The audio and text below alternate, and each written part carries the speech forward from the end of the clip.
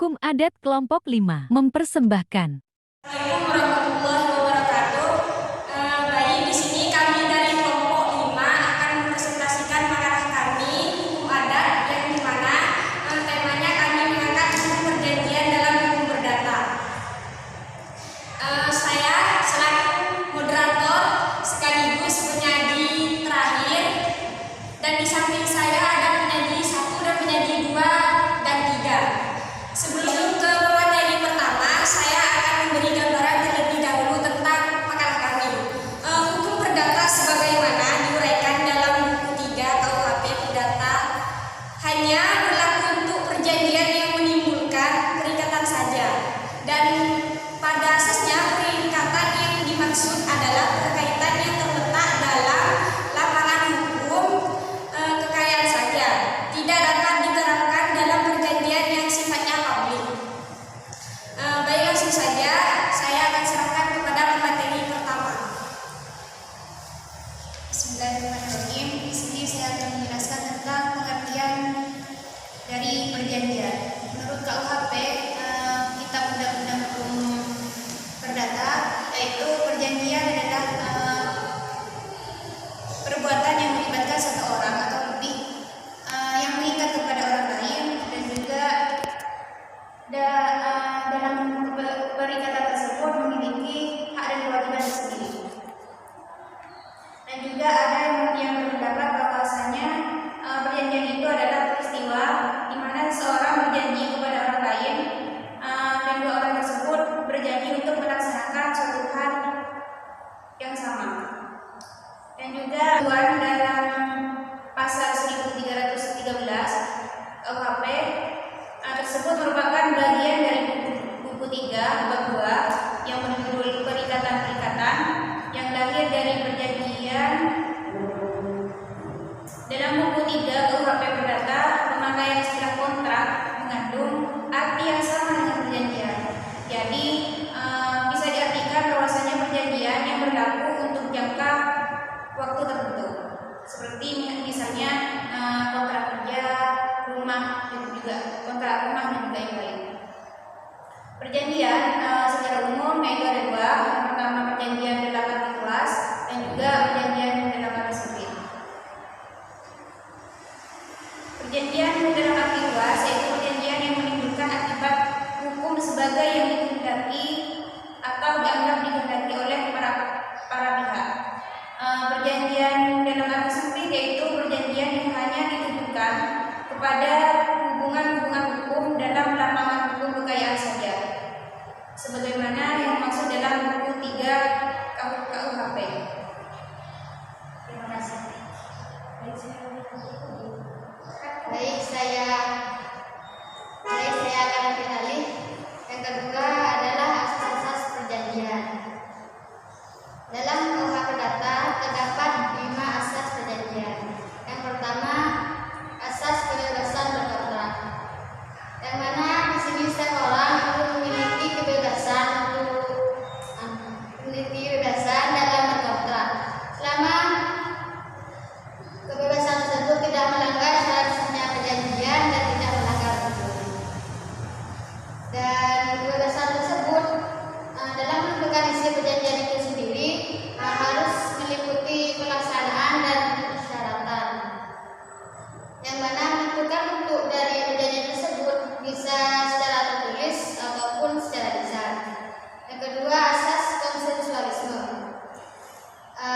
Di sini termasuk perjanjian kesepakatan, yang mana sebuah perjanjian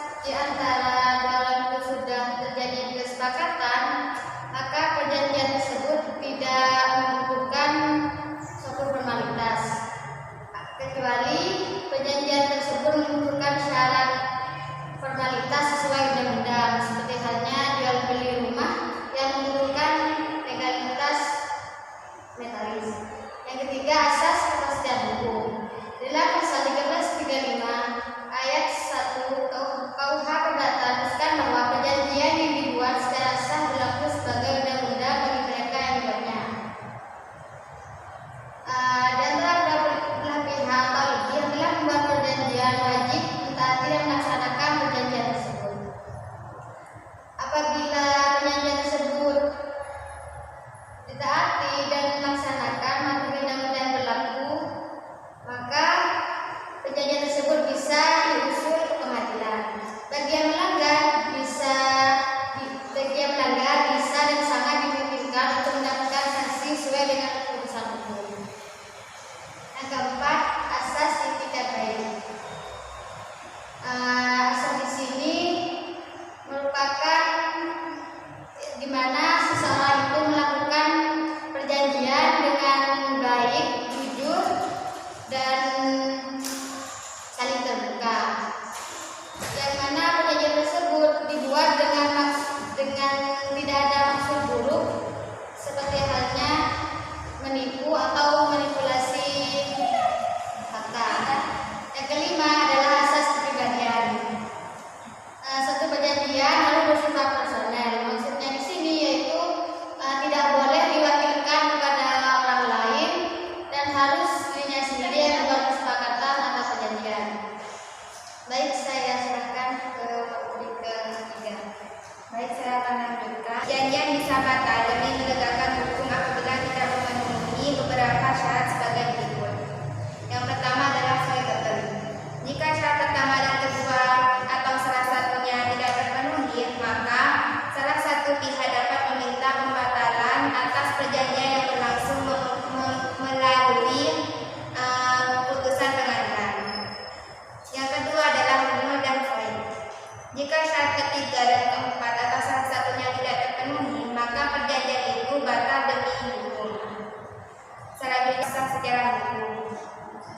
Syarat sah perjanjian itu diatur dalam Kitab Undang-Undang Hukum Perdata, khususnya pada pasal 1320 yang tercantum di sini adalah syarat-syarat sah tersebut. Yang pertama adalah kesepakatan mereka yang mengikat dirinya. Kesepakatan mereka yang mengikat dirinya berarti para pihak yang membuat perjanjian harus sepakat atau setuju mengenai hal-hal pokok atau materi yang diperjanjikan. Misalnya, sebuah perusahaan ini menyewa sejumlah kendaraan bermotor dari perusahaan penyedia kendaraan bermotor. Nah, kedua belah pihak sepakat dalam hal penyewaan kendaraan bermotor dalam kurun waktu 1 tahun untuk keperluan tertentu. Perjanjian tersebut mengatur terkait harga, cara pembayaran, sanksi, penyelesaian sengketa, dan sebagainya. Biasanya di dalam kesepakatan bersangkutan turut menyatakan bahwa kedua pihak menyepakati tanpa adanya unsur penipuan, paksaan, atau penghilafan. Baik, akan saya serahkan ke materi terakhir. Baik, saya akan ambil alih dari materi ketiga. Saya akan lanjutkan untuk nomor 2, kecelakaan untuk membuat suatu ikatan. Pasal 1330 KUHP telah mengatur pihak-pihak mana saja yang boleh dianggap cakap untuk membuat perjanjian. Di samping itu, ada orang yang dianggap tidak cakap untuk membuat perjanjian, antara lain orang yang dianggap tidak dewasa, orang yang ditempatkan di bawah kondisi khusus seperti cacat, gila, dinyatakan pailit oleh pengadilan, dan sebagainya. Nomor 3, suatu pokok persoalan tertentu. Suatu pokok persoalan tertentu maksudnya di sini diperjanjikan objek perikatannya khusus harus jelas, dengan kata lain jenis barang atau jasa itu harus ada dan nyata. Suatu sebab yang tidak terlarang. Suatu sebab yang tidak terlarang atau juga sering disebut sebagai suatu sebab halal berarti tidak boleh memperjanjikan sesuatu yang dilarang undang-undang atau yang bertentangan dengan hukum, nilai-nilai kesopanan atau ketertiban umum. Nah, baik, dapat saya simpulkan dari makalah kami, terjadinya perjanjian karena adanya dua orang yang saling mengikat, yang saling menyatakan janji dan masing-masing memiliki hak dan kewajiban masing-masing. Mungkin hanya ini dari kelompok 5, kurang dan lebihnya mohon maaf. Wassalamualaikum warahmatullahi wabarakatuh. Terima kasih.